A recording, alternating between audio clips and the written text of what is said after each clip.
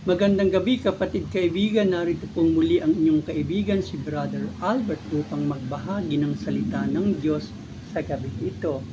Ang topic ko sa gabi ito ay pinamagatan ko na The Consequence and the Benefits.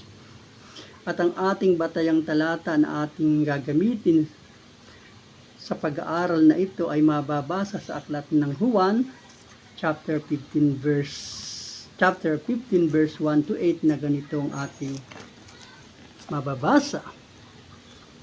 Ako ang tunay na puno ng ubas at ang aking ama ang tagapag-alaga. Pinuputol niya ang bawat sangang hindi namumunga at sa kanyang namumunga at kanya namang pinuputulan at nililinis ang bawat sangang namumunga upang lalong dumami ang bunga.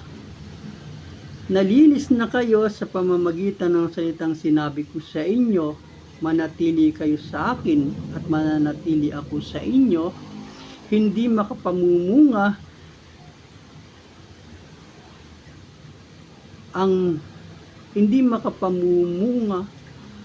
sino mang hindi nananatiling nakakabit sa puno, gayon din naman hindi kayo makapamumunga kung kayo'y hindi nananatili sa akin.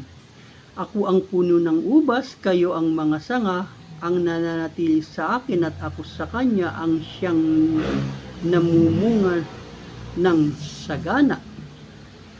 Sapagkat wala kayong magagawa kung kayo'y hiwalay sa akin. Ang hindi nananatili sa akin ay tatapon at matutuyo gaya ng sanga na gayon din sa mga sangang titipunin at susunugin. Kung nananatili kayo sa akin at mananatili ako sa inyo, ang salita ko sa inyo, hingin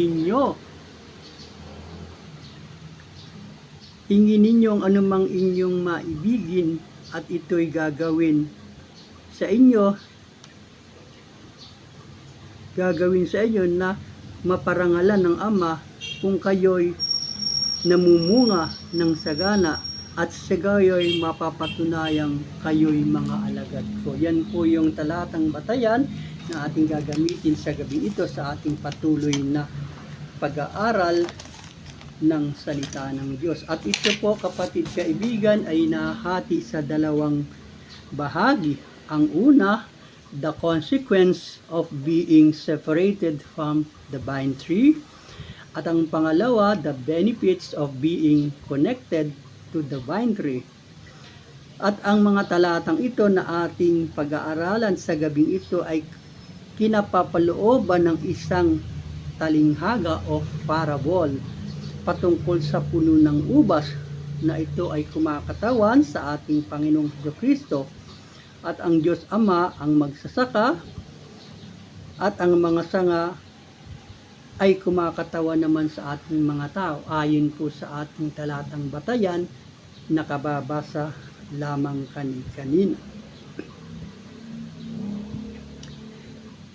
Kapatid kaibigan, unahin nating talakayin patungkol sa consequence ng mga sangang nakahiwalay sa puno, kung ano ba ang nangyayari. Ako'y magbibigay ng ilang batayang talata kung ano ang kahinatnan ng sangang hiwalay sa puno. Una, ang sangang hiwalay sa puno'y tahasang hindi makapamumunga.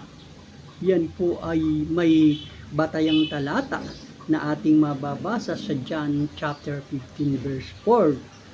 At ito po ang sinasabi, kayo'y manatili sa akin at ako sa inyo, gaya ng sanga na di makapamumunga sa kanyang sarili malibang nakakabit sa puno. So, ibig sabihin po, kapag ang tao'y hiwalay sa Diyos, hindi siya magbubunga maliban ang sangay nakakabit sa puno, doon pa lamang makapamumunga ang sanga. So, kailangan po bilang sanga ay lagi tayong nakaugnay sa puno nang sa gayon makapamumunga tayo kung nakakabit sa puno. Pangalawa na consequence ng sangang hiwalay sa puno, ang sangang hindi nananatiling nakakabit sa puno ay matutuyo, titipunin para sunugin. At yan po ay pinatunayan naman sa aklat ng John 15, chapter 15, verse 6. At atin pong tunghayan kung ano ang sinabi. Kung ang sinuman ay hindi manatili sa akin, at siya ay itatapong katulad ng sanga at matutuyo at mga titipunin at iyahagis sa apoy at mga susunog. Ano daw po ang kasasapitan ng mga sangang hindi nakaugnay at hindi nananatili sa puno? Ang sabi po ay titipunin, iyahagis sa apoy at mga susunog. Yan po yung consequence ng mga sanga na hiwalay sa puno.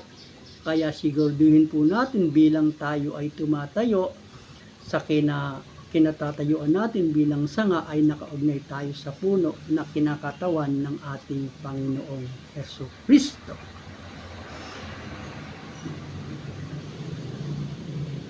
Darako na po tayo.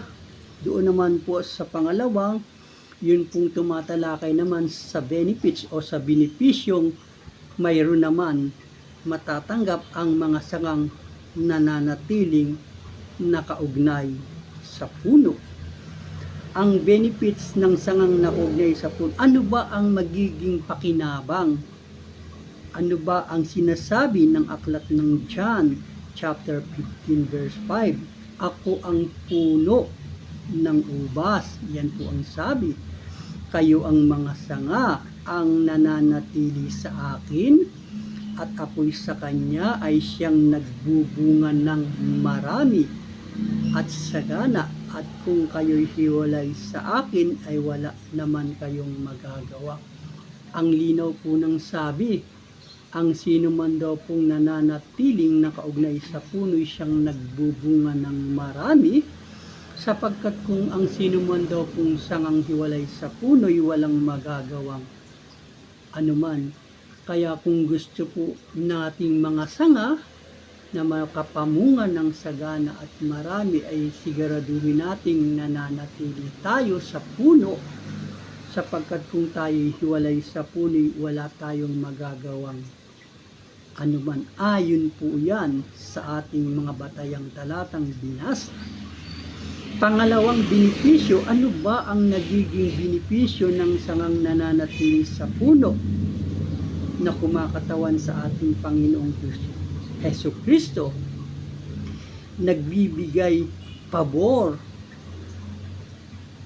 Ang taong nananatili sa puno ay makahihingi ng mga bagay na makapagbibigay kasiyahan at katugunan sa kanyang pangangailangan at kasapatan, na makapagbabalik naman ng kapurihan sa nagbigay sa kanya.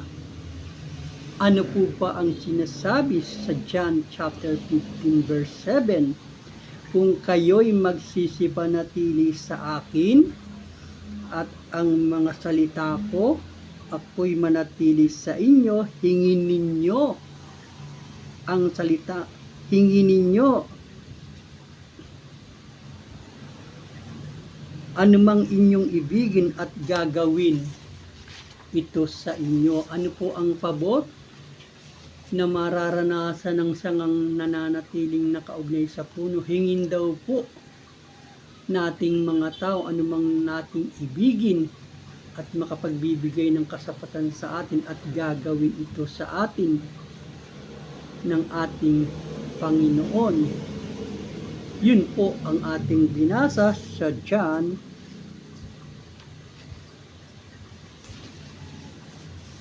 chapter 15 verse 7. Kapatid, kaibigan, na pag-alaman na natin at napag-aralan natin kung ano ba ang kahihinatnan ng mga sangang nakahiwalay o nakakabit sa puno. Ang mga sangang nakaugnay ay ganito ang mangyayari: magbubunga ng sagana. Ang mga sangang nananatili na nakaugnay sa puno ay ganito naman ang mangyayari: na makahihingi ng mga bagay na kanyang ibigin at makapagbibigay sa kasapatan at ito'y gagawin naman sa kanya. Ang consequence naman ng mga taong nakahiwalay sa puno ay ganito naman ang mangyayari. Tahasang hindi makapamumunga kung sa kanyang sarili lamang. Kailangan niyang nakaugnay sa puno upang siya'y makapamunga. Pangalawang consequence ay ito ang pinakamasaklap. Ang mga sangang hindi nakaugnay ay titipunin at iyahagis sa apoy para sunugin. Kapatid, hindi ko alam kung ano ang stand mo sa puno, hindi ko alam kung anong katatayuan mo, kung ikaw ba'y may kaugnayan na o ikaw ba'y wala pang kaugnayan sa puno. Bilang sanga, kung ikaw ba'y nakaugnay o hindi nakaugnay sa puno. Kung ikaw ay hindi nakaugnay, ito ang panahon, ito ang pagkakataon na makaugnay sa puno upang maranasan mo ang mga benepisyo ng taong nakaugnay sa puno na ating binanggit kanina lamang. Kung ikaw naman ay nakaugnay na sa puno na nagbibigay ng benepisyo, ay magpatuloy ka upang lalong magbunga ng marami at sagana para sa karangalan at kapurihan ng puno na sa iyo ay nagbigay. Maraming salamat kapatid kaibigan sa maikling oras ng pagsama sa akin sa pagtalakay ng paksang ito sa hapong ito. Pagpalain, ingatan, proteksyonan tayo ng Panginoon sa ating pansamantalang pagtulog at pamamahinga sa gabing ito upang bigyang daan kapahingahan ang mga pagod na lupang katawan sa maghapon ng paggawa. Amen.